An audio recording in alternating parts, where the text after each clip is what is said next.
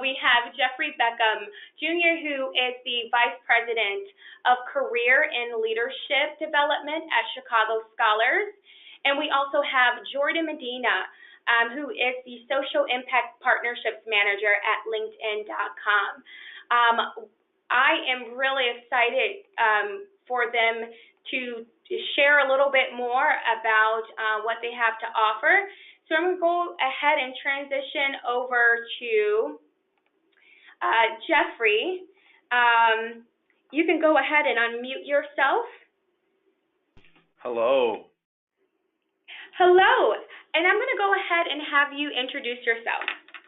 Sure, thank you. Hi, I'm Jeff Beckham. I serve as the Vice President of Career and Leadership Development here at Chicago Scholars. I've been with the organization almost a year now, and I have a unique background. I'm actually not of the nonprofit lineage. I come from the corporate sector, specifically in corporate technology. I ran a startup for a few years before coming here to serve in this role for Chicago Scholars. Thank you so much, Jeffrey. So let's dive in. Let's talk a little bit more about Chicago Scholars. For those of our audience who don't know about Chicago Scholars, can you tell us a little bit more about your organization? Sure. Chicago Scholars is a college access career and leadership development program. What we say is we're a leadership incubator that empowers academically ambitious, low-income, or first-generation students to overcome systemic barriers to success in college and beyond while preparing the city's businesses and organizations for the next generation leaders. We believe that a zip code shouldn't define a student's success or chance of success. And with access to our network of resources, our supports we provide scholars, they are twice as likely as their peers to graduate from college equipped with the tools to realize their full potential as students and leaders. Our program and our unique model is a 7-year model that combines mentoring, counseling, and leadership development and connects these academically ambitious students with resources and support to get to and through college and into successful careers that will create a pipeline of leaders who hopefully transform their neighborhoods in our city. Thanks so much, Jeffrey. And can you tell me a little bit more about Chicago Scholars' approach around career and professional development? Absolutely. So a few years back, when our CEO, Dominique Jordan Turner, took over around 5 years ago, we recognized that we had this pipeline of young talent that were graduating at extremely high rates. You'll see there that our graduation rate in 6 years is about 86%. And with the growth of that network and the growth of the number of scholars we served, we recognize that college graduation alone isn't enough. When you look at key indicators of success across numerous areas of what we look at as in terms of leadership, the number of Black and brown CEOs in the country, the number of Fortune 500 board seats being about 15% held by people of color, the number of those in leadership in our Congress with 3 Black U.S. senators and 4 Latinx senators, you saw this chasm of leadership and the chasm of opportunity. And so in recognizing that, Chicago Scholars doubled down on their investment with regard to career and leadership and created initially what was called our College to Careers framework, which was now taken on a new framing as the Career and Leadership Development Framework. And what that entails is it really combines numerous touch points to give our scholars opportunities to grow and develop leadership skills, but to use those skills through the course of our model and what we call like practice touch points to walk into the opportunities that are presented to them that they choose post-graduation. And so we do that in a few different ways. We really start with scholars' own personal sense of self. You have to work on the internal things, the purpose, the strengths. Dominique calls them superpowers. Once we help students identify those, we give them opportunities throughout the course of our model and our programmatic work while working with our mentors and counselors to coach for leadership competence and coach them through those opportunities to really get in the track or the lane of where they want to go in terms of their career. And, that's the 30,000 square foot view, but more, in the nuts and bolts and kind of drilling down, we look at different things and indicators that we measure towards in competence, like decision making, collaboration, communication, that grit and initiative. And we help give them opportunities along the way throughout our programmatic model and our curriculum to practice those skill sets. And can you speak to how you are professionally developing students before and during college? Are there any particular benchmarks that you all look at? Yeah, so we look at a few different benchmarks, both in terms of short-term and long-term indicators.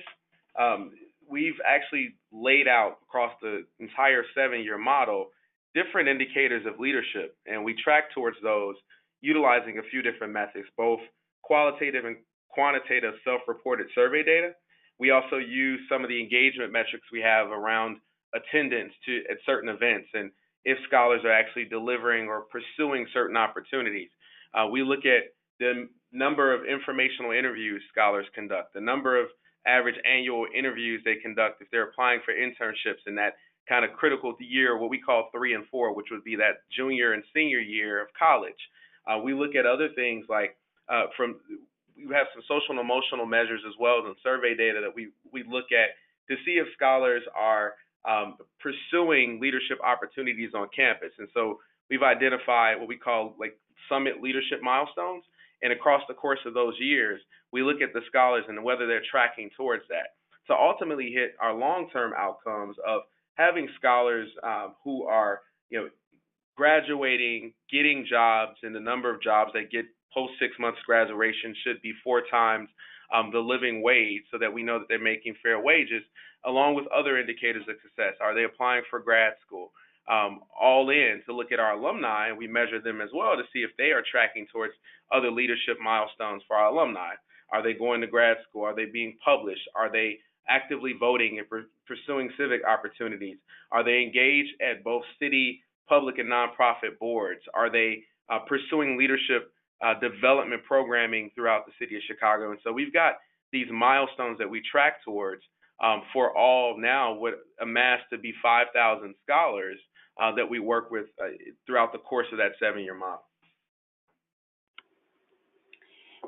And could you tell us a little bit more about how Chicago Scholars distinguishes its career professional curriculum and programming?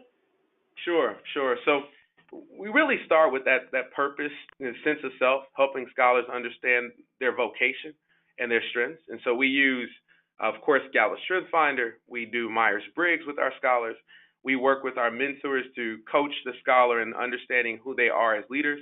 And we apply those skill sets during what we just rolled out this first year, is our Launch Leadership Capstone. And so our program's kind of broken up in 3 phases that also kind of interconnect at the same time. It's interesting how we've defined it, but our 3 phases of our program are defined as what we call Launch, Lift, and Lead. And so Launch is that college access support, where we use Fit and Match to help scholars identify the right college along with mentors and counseling to get into the right school. And then Launch, which is the programmatic support, where mentors again coach for leadership and specific competence of leadership during that the critical first year of school. Launch also stays with the students, and we have Launch counselors throughout the course of 4 years to help the student identify leadership opportunities, career opportunities, and really work on some of the social and emotional supports that are needed to be successful. A lot of our students will experience trauma over the course of the years, and so we actually have lifeline supports that we provide scholars, which can be either financial supports or internal social supports that we have inside of the organization. And then finally, which is the phase of the business that I run, is the lead or career and leadership development work. And that's where we, again, working through the course of the student's journey with us, we help them and we look at what they've identified as their career path, and we help them get into it by leveraging the massive Chicago Scholars Network. We have many friends of the program who offer both internship placements, offer job support, offer resume support, and offer whatever the scholar will need to help them get into that career path. But the majorly unique thing that we built that lies inside of that kind of career and leadership framework is our Emerge Summer Career and Leadership Program. And that program is a 8-week summer career and leadership program that scholars in the rising sophomore or rising junior year can take part in. It is a separate or advanced vetting process, even beyond our scholar application, where we again look for leadership competence and specific skill sets, and we work with companies to then match the scholars to those company and job opportunities. Over the course of the summer, the scholar will work Monday through Thursday, and on Friday, we have defined and designed curriculum in which we call growth labs, where scholars are taken to some of the best and brightest places throughout the city. So we've gone last year. We went to the Pritzker Family Foundation. This year we're going to the Financial Reserve Bank. We're going to CIBC. We're going to Deloitte, EY, and we take the scholars to experience different places, to see different things, but also while they're there, they meet leadership of those organizations. And the idea is that they should be enhancing and expanding their network while they're there as well. So skill development Monday through Thursday, network growth on those Fridays, and again, they get to practice leadership skill real time in the growth lab. So we may do things such as offering them an opportunity to practice their communication skills, where they have to get up in these workshops and provide a TED Talk style presentation about what they want to do or how they want to use their leadership skill to make Chicago better. The goal of the program is to incubate young leaders and match them early on with some of the best companies in the city to create a talent pipeline, with the long-term goal of the company going back, hiring these young people, and those young people becoming leaders in those organizations to hire future scholars just like them down the road. Well, that was great. So let me ask you this. If you can share, this is a loaded question, if you can share some of the challenges you all experience and how you overcame those challenges of implementing programming that is specifically assisting first-gen under-resourced students in professional development. Can you provide our counselors any insights or new revelations with us today? Yeah, I mean, I think story is good, right? I think that one of the interesting and most unique things is that, both companies that come to us and some of the other opportunities and partners we work with don't always recognize that when you're working with first-gen students who are of low-income backgrounds, have, challenges around things that they just don't know, right? And so, the safe space to practice is critically important, which is why we have the Growth Labs as part of Emerge. Is why we do our Lead the Way webinar series, where we expose scholars to different career opportunities and do career planning and exploration work for them. It's why we have people come in and do professional development, even for our alumni scholars, around communication, professional etiquette. We've done ones of exploring decision making in the 80-20 rule on how to make great decisions in the course of your career. The challenges of those being fair space to be able to practice those soft skills is critically important. I think the other end of it too is that we also have work in recognizing or helping the companies recognize as well that they have a place in this work, that they have to make sure that the spaces that they create are welcoming and inviting to scholars who are of diverse backgrounds.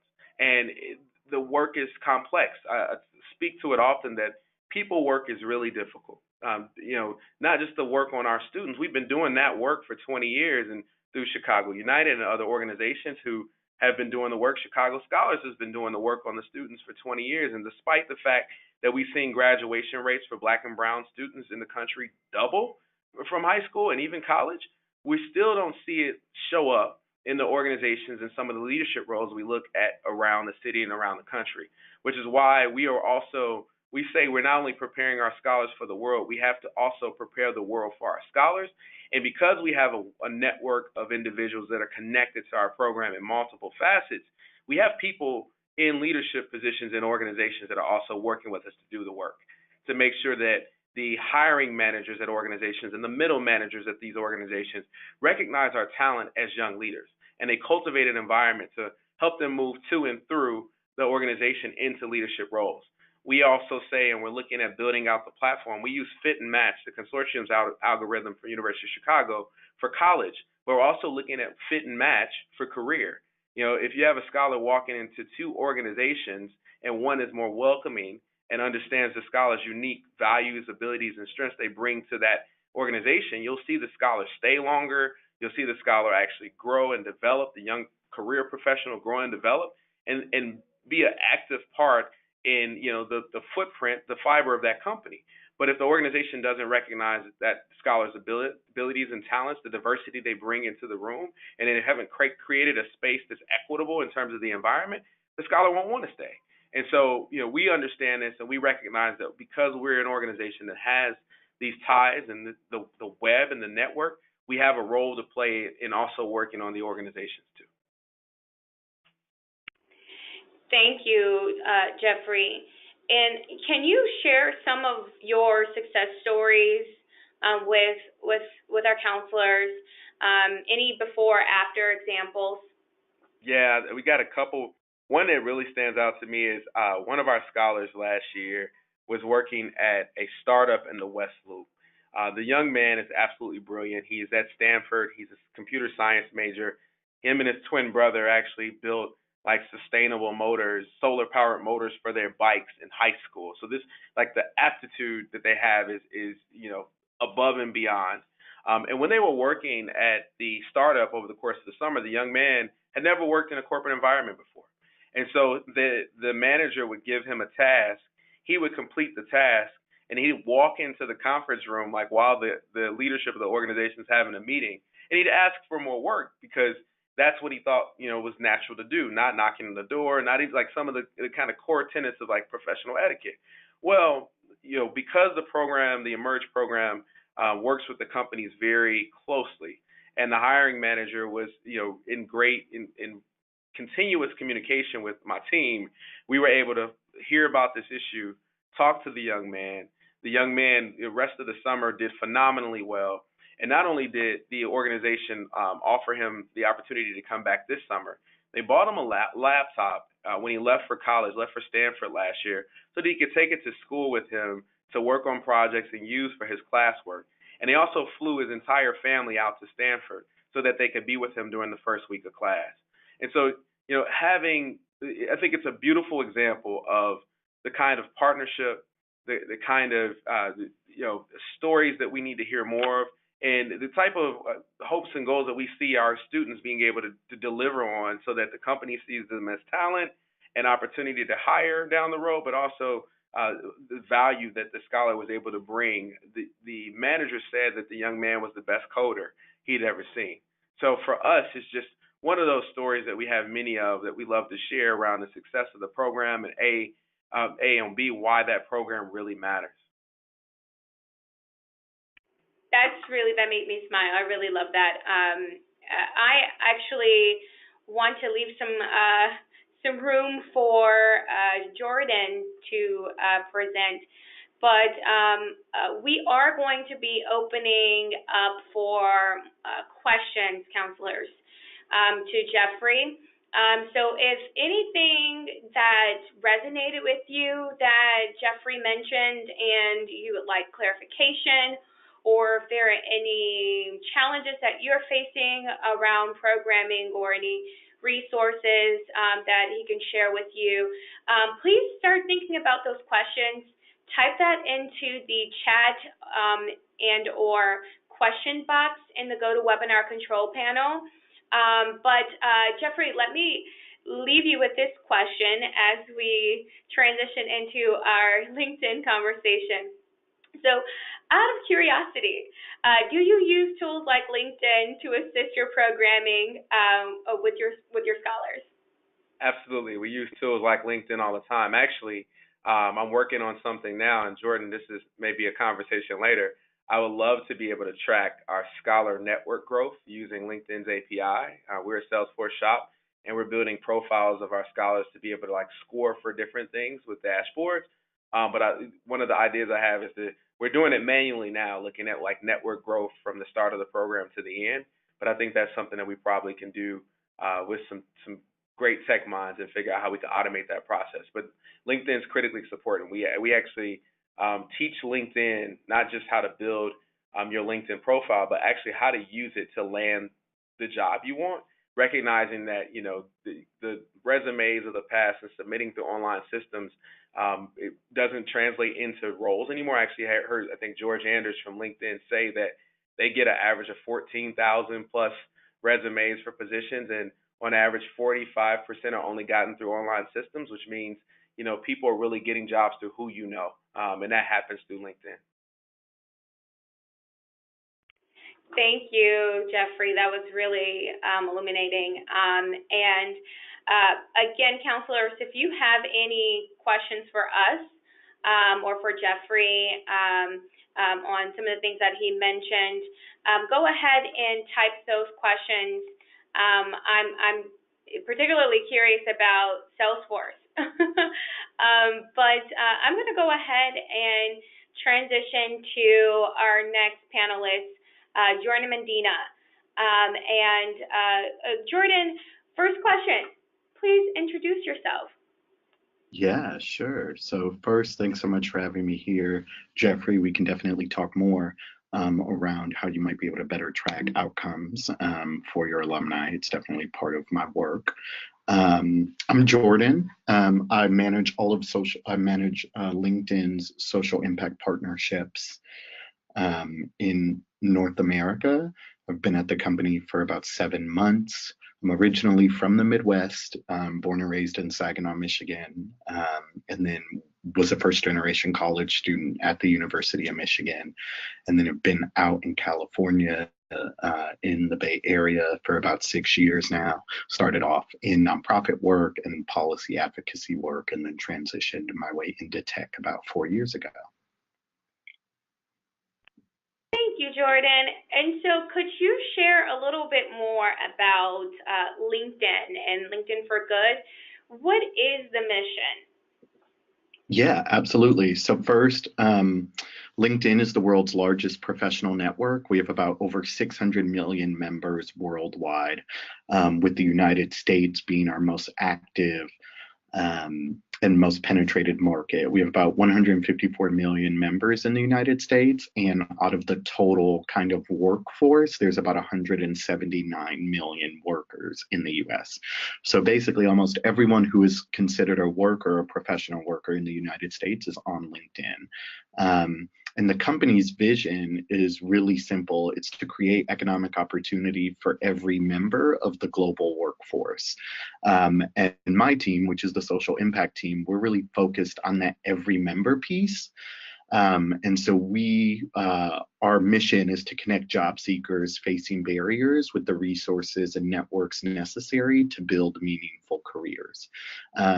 We know that networks really matter when you're thinking about transitioning into a knowledge economy job. We know that the network gap is more pronounced and probably more powerful than the skills gap or the education gap. And so we really focus on partnering with organizations that understand that and working with them to help think through how they might be able to expand the networks of the communities that they serve. And to learn more about our work and access some of our materials, feel free to visit our website. It's an external-facing website with a bunch of resources that you can use, and that's socialimpact.linkedin.com. Thank you, Jordan. And can you describe LinkedIn's career and professional development approach? Yeah, so I think, again, we think about professional networks, or we think about professional growth and professional opportunity as it's not necessarily what you know or even who you know, it's more so who knows you. And so we have a lot of data that shows how the majority of, sorry, I'm trying to find the perfect slide for this, but I think that we have a lot of data that shows kind of the power of networks and kind of the power of growth in networks. And so we know that over 70% of people have been referred to work at a company at some point in time. We know that on our platform, if you're referred for a job, you're 9 times more likely to get a call back or to get an interview for that role. And so a lot of our kind of theory of change when it comes to professional development and growth really is on soft skill development. And thinking through how people and job seekers can best position themselves for new opportunities, and build kind of their skill set to expand their networks. And I think that that is where we see the greatest room for impact and the greatest room for change. I think if you're also looking at the future of work and kind of how technology is rapidly kind of disrupting various industries and the types of jobs that are available, the one thing that remains consistent in terms of jobs for the future that'll be most in demand, the skill set that's most in demand is soft skills. And so even as we kind of automate processes or automate systems, one thing we're not able to automate is a human connection and a personal connection to someone. And that'll actually, in a digital age and in a knowledge economy, your connections to people will become even more important in thinking about the jobs you're able to obtain and how you perform at that job and what you're able to execute on. So our professional development theory of change really is focused on kind of interpersonal and intrapersonal development skills that help people build and maintain really diverse, inclusive networks. Thanks, Jordan. And can you tell us a little bit more about the professional development training tools you all have for students before and during college? Yeah, absolutely. So this deck that I am sharing with you all right now is one of the many resources available that we have one of the many resources we have available to students. Just to some context on the jobs, I think over 20 million people on LinkedIn are open to new job opportunities, and there are more than 30 million employers with over 20 million jobs available on any given day. And there are over 100 million job applications that are submitted every month. And so LinkedIn as a platform is a powerful, powerful tool when you're thinking about how to connect first generation college students to economic opportunity. And I think particularly for college access orgs or organizations that are working with first generation students, there's always been an emphasis on college, like getting to college and getting through college. But I think there actually needs to be a shift in a mindset to getting people strong first jobs. The whole purpose of college and the whole reason why there's such a push to get more people into college is so that way they land strong, well-paying, family-sustaining jobs. And to that end, we have a bunch of resources on our website that I can actually share with you right now that really do a good job, I think, at connecting people to opportunity. And so this is our social impact website. And if you go to it and then under the resources tab, you're able to answer whether you're a job seeker or a nonprofit professional. But we have a lot of information for students in particular. And so we have interactive videos on how people can best interact with and utilize LinkedIn. We have PowerPoint decks that nonprofits and students are able to download and integrate into their user experience, or that students can just reference when they're thinking about networks and they're thinking about jobs. We also have a job search checklist and give a one-pager on how students can build great profiles that get themselves noticed. We also give tips and tricks on how to network on LinkedIn and how to find mentors on LinkedIn. And so again, I think that this external website is a really great resource for nonprofit professionals serving first-generation college students and for college students themselves, really thinking through how they can make the best use of their time. And some of the things we'll walk through in these decks are how to build a LinkedIn profile that attracts employers, because over 50% of hiring managers use that. We also have information on how to build your LinkedIn network to connect to job opportunities, because we know that 70% of people were hired at a company where they already had an existing connection. And then we also give tips and tricks on how to search and apply for jobs on LinkedIn. because there are over 7.5 million monthly job postings on the website on the platform. So again, it's just a really rich resource where, if utilized correctly, can really help first-gen college students access hopefully the job and career of their dreams. Thanks, Jordan. And so, speaking of tips, can you share with our counselor community how they can actually implement LinkedIn tools in their workshops? Yeah, absolutely. And so I think using that website that I shared is a really great starting point, but I think it's a lot, if you're thinking through, for example, a lot of college access orgs and college support organizations really focus, I think, on a few key components. There's always usually some type of like coaching or mentorship program and component, helping students build support systems. I think, and when you're having those conversations, we have one-pagers that you can just print off and disperse and share with your students that really kind of, you're probably talking about how to network and how to build relationships and coaching in person. We have really great supplemental materials that you can use to think about how they can transition and enhance that online. We have really great tools and resources on how to build effective leadership, how to build effective elevator pitches.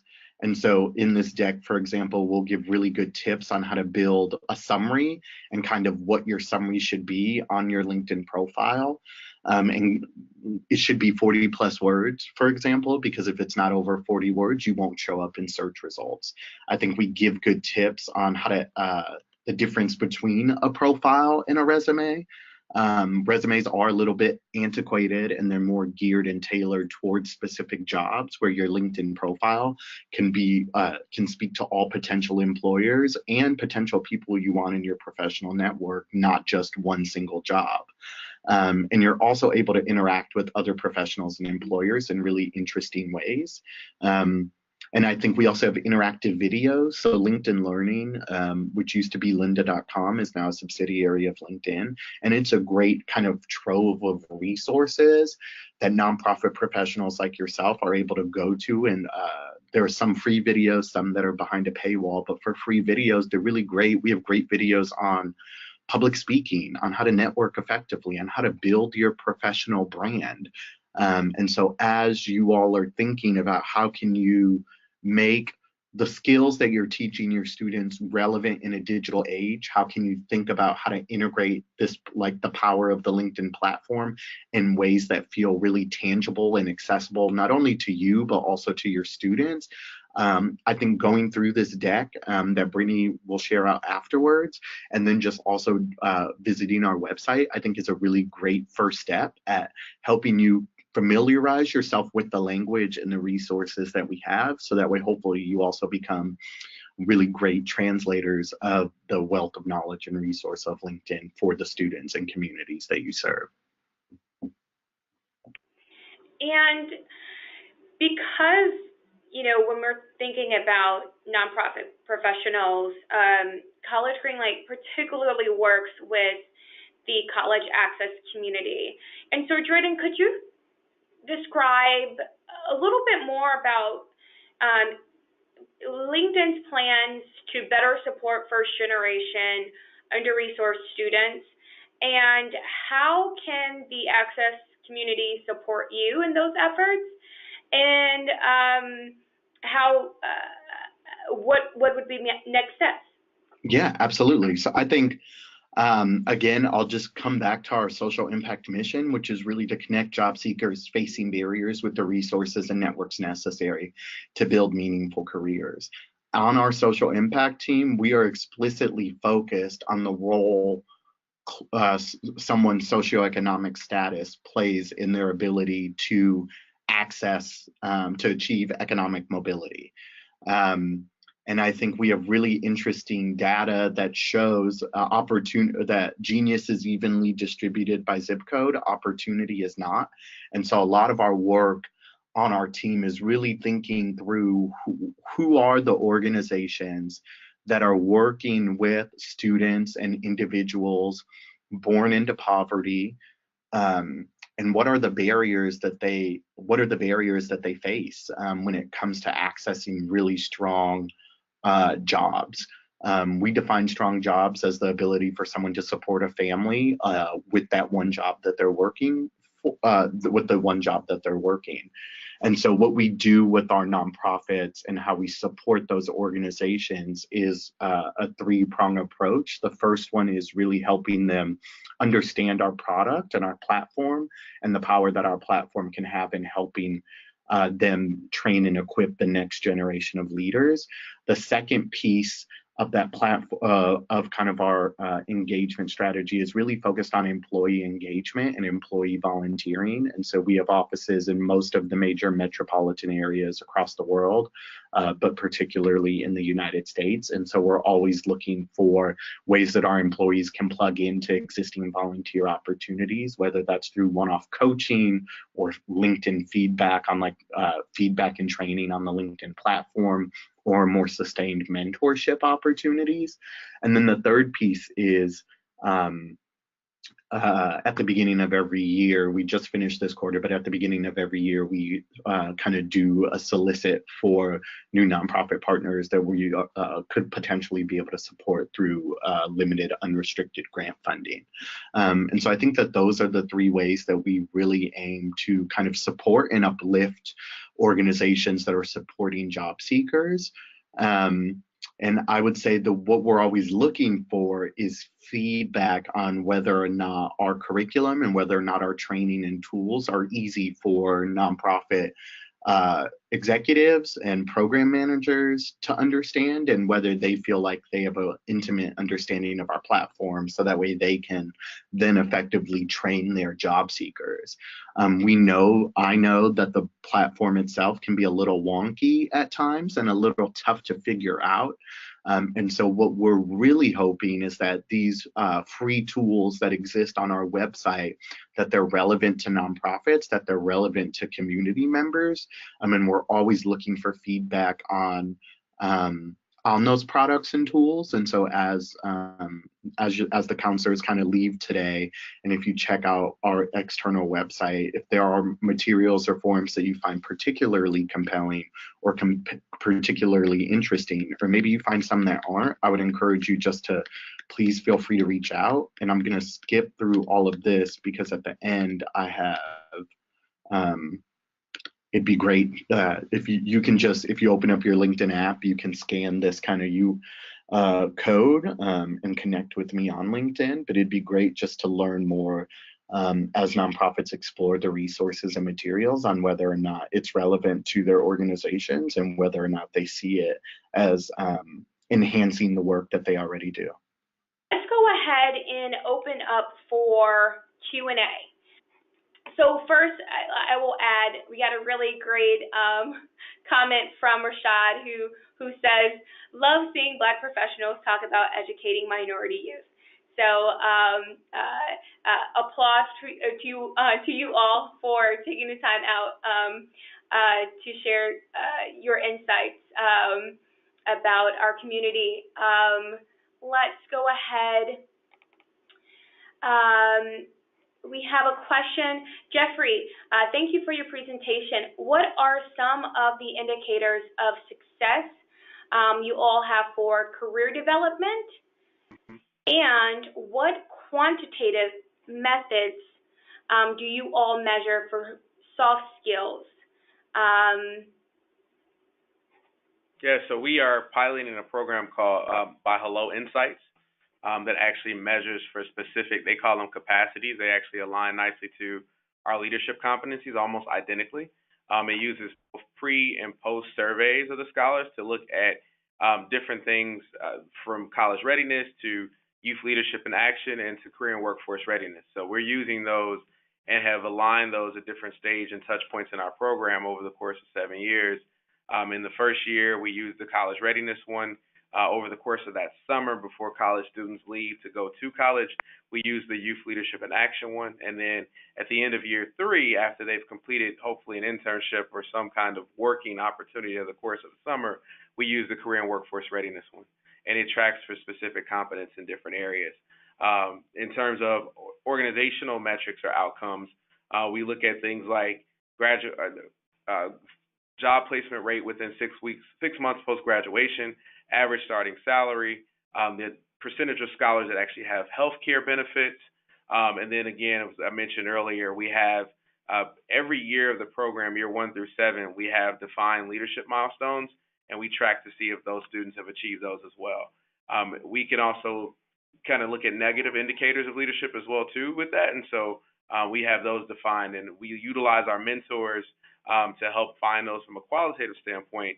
But the Hello Insights platform we use actually does both quant and qual. So it's research based. A lot of work has gone into it, and yeah, we're hoping to see positive trends from our program. Thank you so much, Jeffrey. I have a question from Rashad for Jordan. If a student wanted to build a startup team, how can they search their connections by skills, education, or experience? Yeah, that is a really good question. And so we have a tool called Recruiter. There's a Recruiter tool and then Recruiter Lite, and individuals or companies can, and even nonprofits can use this tool to search for top candidates for roles or for jobs. And you're able to filter by geography, by education, or by skills. And so that's how most people use our platform when they think about trying to find talent. And I can send more information on that if they'd like. They can also just type in LinkedIn Recruiter in a quick Google search, and you'll be able to find more information on that platform. Thank you, Jordan. I have another question for Jeffrey. Do you have any, does Chicago Scholars have any resources or handouts that you all use in your programming that you would be ever so kind to share with another organization? Absolutely. I have a full deck I can share around our Merge program, our career and leadership work, and then our Chicago Scholars program. We do interview students at the end of their junior year. That's when our application takes place, junior high school. And so we are currently interviewing 1,000+ students for 700 slots to become our class of 2024. But again, we also have opportunities to partner with other community-based organizations. So our on-site college admissions forum that we do in October every year, we open that to the community as well. And so we bring 180+ schools, and typically it is the one day and one of the earliest days where college admissions happen across the country. We have last year, $55 million in merit aid was given out, and over, I think, 1,100+ admissions were done that day. So I have information on all of that, and feel free, I can share that with you to share with the people on the line. Thank you. And Jordan, do you all support any specific nonprofit programs? And if so, can you describe what that support looks like? Yeah, so some of our biggest nonprofit partners would be organizations like Year Up, which is a workforce kind of training development program. They're by far our largest partner. In Chicago, we also support Braven, which is like a through college like success program. We've also in the past supported organizations like One Goal and the IRC and Upwardly Global are also some of our grantees. Historically, most of our partnership work has just focused on employee engagement and some grant funding. What we're moving towards now is helping nonprofits really embed LinkedIn curriculum and tools and trainings into their programs, because we're recognizing that a lot of nonprofits are talking about LinkedIn with their students or talking about LinkedIn with their job seekers, but might not. But our product is obviously evolving and changing so quickly, and us being LinkedIn employees, we're the experts on our product and on our platform, and so we really think that there's a value add for us to start doing more around kind of curriculum and product integration and training. So that way, when nonprofits are talking about LinkedIn to their users or job seekers, that you have the most relevant information, the most up-to-date information, and that you feel confident in kind of helping your students navigate the product and the platform. And we have a follow-up question around that. Do you all host any webinars? My counselor mentioned, you guys have videos and that's great, but sometimes it's nice to get in front of someone and you can ask questions and interact with the human. Do you guys offer other opportunities to get in front of a LinkedIn representative for just updates or trainings? Yeah, that's a good question. So we one of our big focus areas or communities that we support has been military veterans and their families. And for military vets and their families and the nonprofits that support them, that program manager has done a really great job at hosting regular webinars that people can then sign on to and join. They usually are about 2 to 3 hour webinars, and it really is a deep dive on our product and how organizations can embed it and the tools and functionalities. We are currently exploring how we might be able to bring that to life for other populations that we serve. And so that would be opportunity youth, immigrants and refugees. We're trying to think through how we might be able to host a webinar like that. We have explored, what we currently do is do trainings in our San Francisco office every so often for nonprofit partners in the area to come in and do like a 3 hour deep dive on product. But that is obviously constrained by geography, and so we're constantly thinking about how we might be able to do more of that. And a webinar is a great idea. Hopefully, we're able to launch our first webinar by the end of year this year. But we're trying to think through how do we do it with such a broad audience. But that's a great question, and we'll definitely circle that back to my team. Jordan, any departing words? It was a pleasure. Thank you so much, Brittany and College Greenlight, for bringing this together. Jeffrey, thanks for being a co-presenter and moderator with me. To the college counselor community, you all do amazing, great work. As a first-gen college student myself, I would not be where I am today if it was not for a community of people who invested in me. And so thank you so much for the tireless work you do on behalf of first-gen college students every day. Please feel free to reach out and connect if you are interested in figuring out how LinkedIn can best empower and support you all to continue to do that work. Thanks so much. Jeffrey? Echoing the same, this is Jordan, as a first generation college graduate too. I'm eternally grateful to every one of you, all your counselors, the work you do with our children, our young people. It is incredibly important to the city and to our kids. And so thank you for having me, College Greenlight. Jordan, again, same thing. If you would like to connect with me on LinkedIn. There we go. Happy to talk with any of you anytime. All right, we're going to sign off. Thank you all so much for having us, and we hope you enjoy the rest of your week. All right, take care, everyone. Bye-bye.